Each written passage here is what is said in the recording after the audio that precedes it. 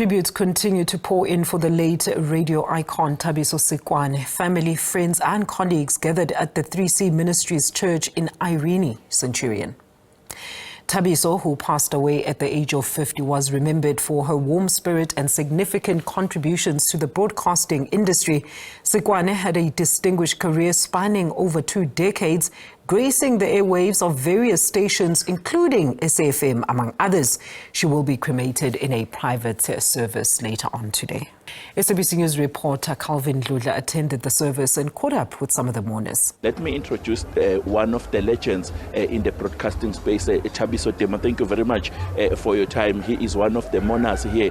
I saw you talking so deeply about the departed. How do you know her? Yeah, so I got to know Thabiso obviously closely through work, but I knew her before that from her student days. We had common friends, so our paths crossed regularly. But I got to know her better when we worked together at Power FM, when we were colleagues there. That's when I really got to know her as a person and what she's about, yeah. So that's how I knew her. When did you hear of her past?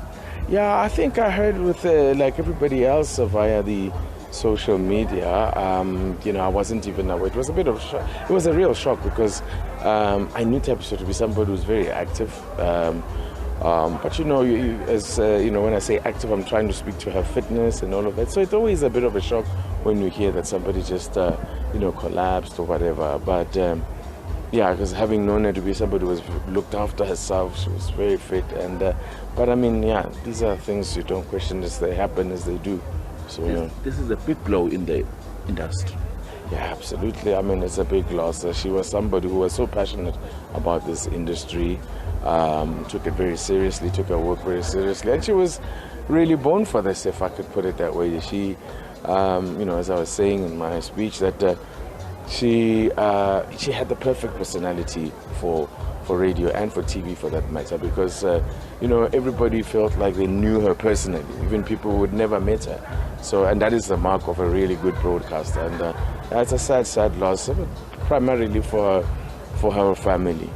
I feel for her children, I cannot, and even her parents. I can't imagine what they must be going through. So we have thoughts and prayers with them. Thank you very much, Thabiso. Thank you. That was Thabiso Sikwane, TT, telling us more on what happened today.